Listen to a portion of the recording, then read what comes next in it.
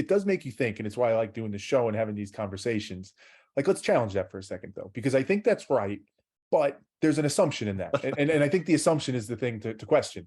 The assumption is that 10 years from now, or 10 years after you, I, whoever dies, to be able to look at that and say, there's at least a group of people that I impacted their lives. Their lives are different because of me, that matters at all, right? That even is a thing worth measuring or considering, versus the next most obvious thing. And they're not necessarily mutually exclusive, but just the overall, you said a word before, it makes you feel good to help other people. I find myself coming back to that word often, as like this general sense of goodness is maybe the only tangible thing I know for sure in my life, right? For you, maybe it's woodworking. For me, I like to read as well, or do Brazilian jiu-jitsu or travel. Those things just make me feel good. So there's an argument to be made that, like, when I think about success for my life, the purpose of my life is find those things and maximize the goodness in my life, right? Yeah. And arguably, not saying it's true, but somebody could say that's actually more important. If I live to 65, God willing, right, and I maximized as best as I could that value, then that's better than me making an impact on my son or my wife or whoever.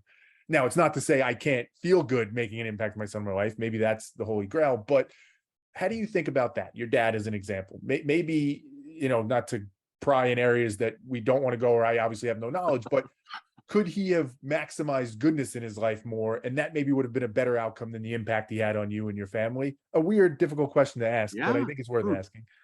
Yeah. I mean, my only thought on that is that as human beings, we are social creatures. And I know it's a strange thing, but what comes to mind is I've been to Disneyland a couple of times, and there's a ride at Disneyland called Goofy's Sky School. It's kind of a roller coaster type thing with sharp turns, and it's one of those where I don't know if you've ever been on it. You feel like you're going to go flying off the edge, and then all of a sudden you turn right at the end. And I went to Disneyland once with just my wife, who does not like those types of rides. They kind of make her sick and freak her out. She's yelling, screaming, not enjoying a second of it. And so she said, go on. I was like, I want to go on Goofy Sky School. She said, okay, but you got to go by yourself. I said, okay, I'll go by myself. And there's 4 people in a cart, 2 in the front, 2 in the back, except I'm this 40-something-year-old dude. I'm sitting by myself in the back of the cart, and there's a cute little, probably newly married couple sitting in the cart in front of me. They had so much fun on Goofy Sky School. Like, they were yelling, grabbing, clutching at each other, screaming, throwing their arms in the air. And maybe it was just my point of view. Maybe I could be blamed for this, but I was just sitting there kind of like, okay, this is fine, but alone, Goofy Sky School kind of sucks. I'm like, and the last time I went, my wife was like, you want to go do Incredicoaster? I know she's not going to do it. And Incredicoaster is one of my favorite rides. It's a fun little roller coaster. I was like, no, it's just not fun doing it alone. Huh. And so, like, I enjoy doing woodworking. I do enjoy doing it alone. I do some running, and the only thing worse than running for me is running with someone. But so I do love these kind of alone times. But there's that you can only be alone for so long before the value of relationships really starts kicking in. And so I think that's maybe the difference of focusing in on, and I'm big on, I'm all for personal development. I'm all for creating my Instagram story is all about doing one thing that you love every single day, just because you love it. Not to get anything out of it, but yeah, just go do some jujitsu just because you love it. Go run just because you like it. Do woodworking, not because you're good at it, but just because you enjoy it, right? Just find something you enjoy and do it every single day.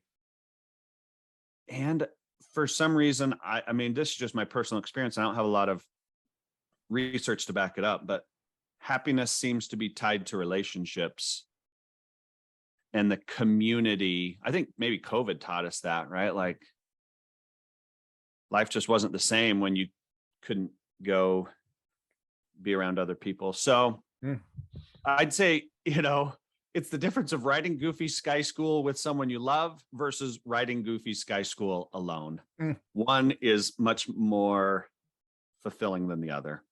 Yeah, it's almost as if, so your response is to say, yeah, it is about feeling good. If we're being honest, almost it has to be. Like, what else are we doing on this planet than trying to feel good?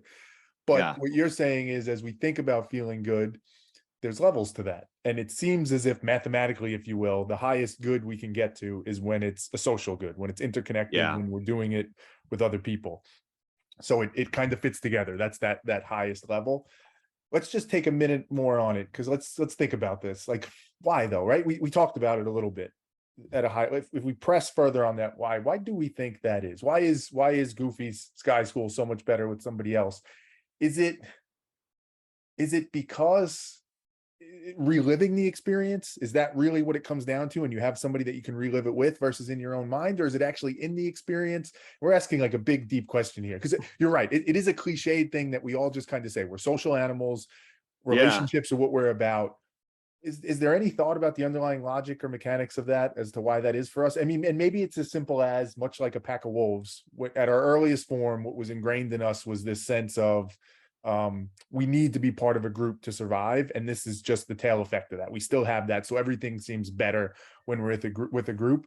But is there any insights on that you think, as to why that social connection seems to be so much more potent for us when it comes to enjoyment and goodness?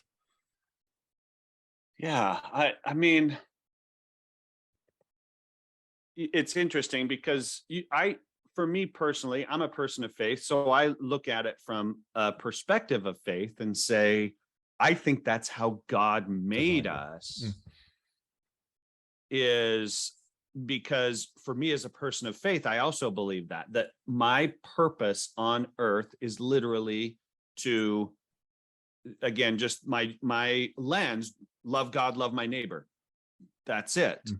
Mm. And so God has somehow implanted in us, put into us this need, this desire for community, for togetherness, and that somehow in that process, we become better human beings. I become better in a community than I could become on my own. Mm.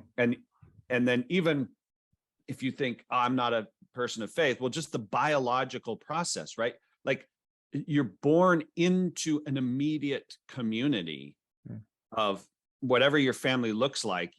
You're genetically put into that, and we have evolved as groups. I read recently this concept of in a great book called 4,000 Weeks.